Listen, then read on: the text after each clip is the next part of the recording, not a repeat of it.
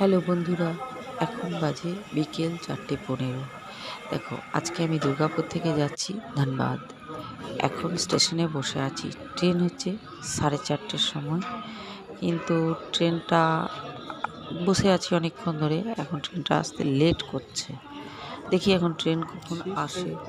দেখো কত লোক, কত জায়গায় যাচ্ছে, কত দূর দূর, কত ট্রলি নিয়ে আমি আর আমার ছেলে মিলে কথা বলছি। এরা কোথায় যাচ্ছে, কত দূর যাবে, কবে পৌঁছাবে, অনেক রকম।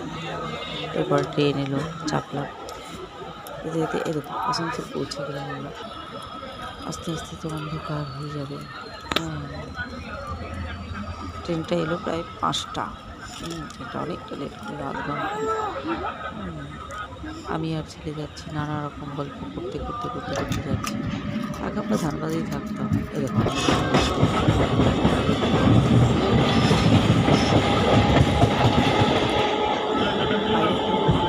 গেছে। আগে আমরা ধানবাদেই থাকতাম। আবার সেই পুরনো জায়গা, পুরনো স্মৃতি, খুব ভালো লাগছে। দেখো ট্রেনটা আস্তে আস্তে ফাঁকা হয়ে গেল। অনেক লোক নেমে গেল।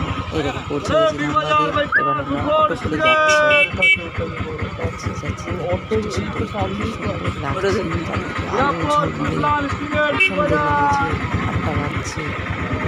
আমাদের দিকে স্টেশনটা ভালো লাগছে। কাজে যাচ্ছে।